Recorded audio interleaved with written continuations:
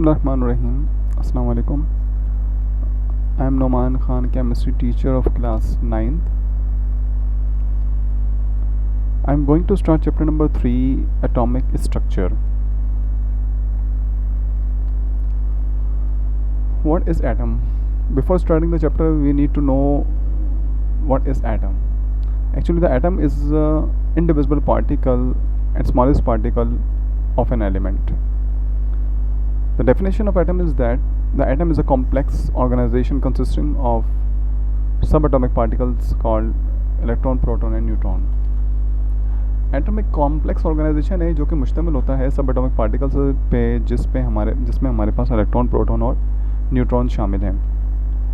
Electron जो है वो रिवॉल्व करता है अपने शेल्स में, ऑर्बिटल्स में around the nucleus, and proton and neutron जो है वो इनसाइड द न्यूक्लियस मौजूद होते हैं जिससे एटम का मास बनता है. Next one is the Dalton atomic theory. Dalton was a British school teacher of chemistry and he gave some postulates regarding the atomic structure. He said that all the elements are made up of small indivisible indestructible particle called atom. जितने भी elements होते हैं वो छोटे छोटे indivisible particles पे मुश्तमिल होते हैं जिनको हम डिस्ट्रॉय नहीं कर सकते और उनको हम एटम कहते हैं.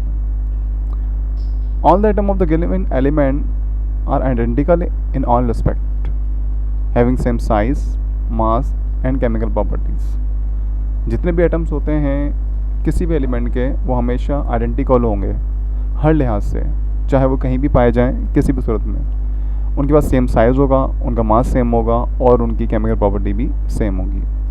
But the atom of one element different from the atom of other element. लेकिन जो एटम होता है एक एलिमेंट का वो डिफरेंट होगा एटम से दूसरे एलिमेंट के. मतलब दो एलिमेंट्स के सेम एटम्स नहीं हो सकते. इसी तरह से थर्ड पॉस्टुलेट जो था, the compound are form when the atom of more than one element combine in a simple whole number ratio. Compound जब बनते हैं जब एटम्स आपस में एलिमेंट से कंबाइन होते हैं. एक या एक से ज़्यादा एटम्स कंबाइन होंगे और जिस रेशो में कंबाइन होंगे वो सिंपल होल नंबर रेशो होगा. Fourth one is a chemical reaction is a rearrangement of atom.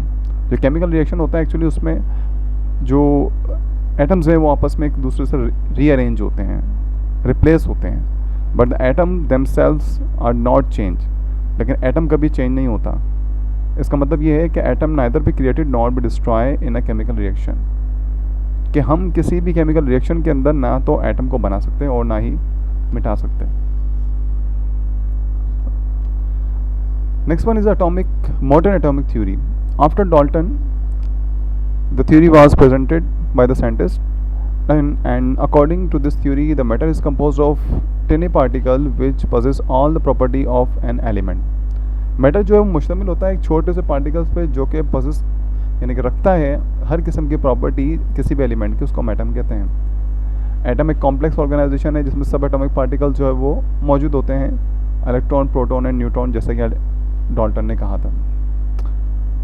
इसमें जो एक पॉइंट उन्होंने ये कहा कि atom of an element are identical in size, shape and chemical properties but they may differ in their masses.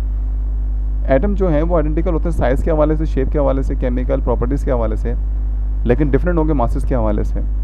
और इस किस्म के जो एटम होते हैं एलिमेंट्स के उनको हम आइसोटॉप कहते हैं. And isotope are you can say the atom of the same element having the same number of proton but different number of neutron, or in other words we can say that having the same atomic number but different mass number.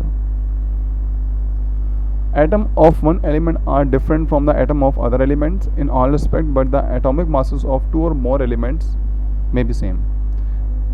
कि atoms जो होते हैं एक element के different होंगे वो दूसरे atom से, दूसरे एलिमेंट के हर लिहाज से, लेकिन जो एटॉमिक मास होगा दो या दो से ज़्यादा एलिमेंट्स का वो सेम हो सकता है. Compounds of form when the atom of more than one element combine in simple order number ratio. ये पॉइंट बिल्कुल डाल्टन एटॉमिक थ्योरी जैसा ही है कि कंपाउंड जब बनते हैं जब एटम एक से ज़्यादा एलिमेंट्स के कंबाइन होते हैं और वो जिस रेशो में कंबाइन होते हैं वो सिंपल नंबर रेशो होता है, सिंपल होल नंबर रेशो होगा. And fourth one is the chemical reaction is a rearrangement of atom. कि इसमें रीअरेंजमेंट होती है but the atom themselves are not change. इस रीअरेंजमेंट के अंदर एटम्स कभी अपने आप को चेंज नहीं करते.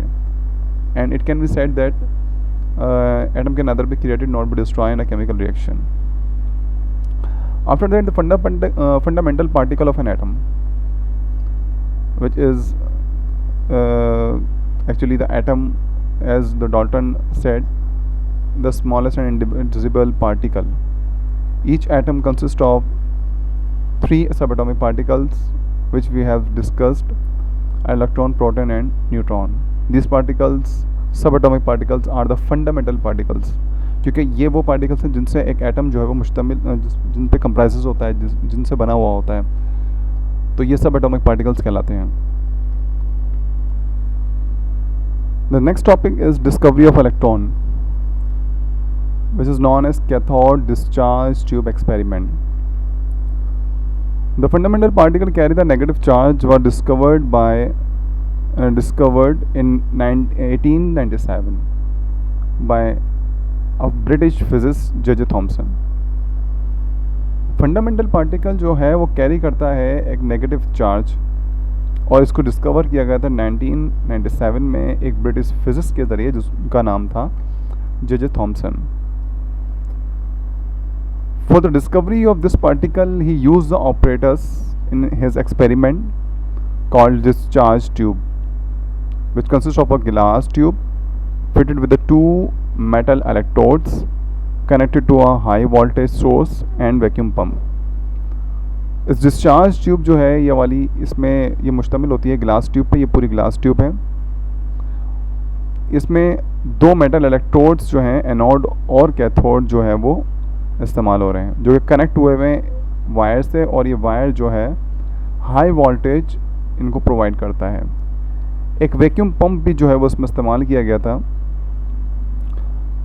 Then when the tube is evacuated and current of high potential is passed, जब इस ट्यूब में से हाई वोल्टेज करंट जो है पास किया गया इलेक्ट्रोड के दरमियान से, तो streak of the blue light extended from negative electrode towards the positive electrode. तो उन्होंने ये देखा कि जो ब्लू लाइट है वो नेगेटिव इलेक्ट्रोड से मूव कर रही है पॉजिटिव इलेक्ट्रोड की तरफ, यानी कि एनोड की तरफ, कैथोड से एनोड की तरफ मूव कर रही है.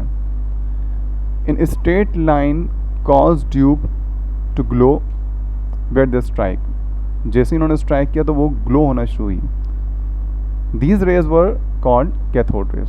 तो उन्होंने इस बिहाफ पे उसका नाम कैथोड रेज दिया.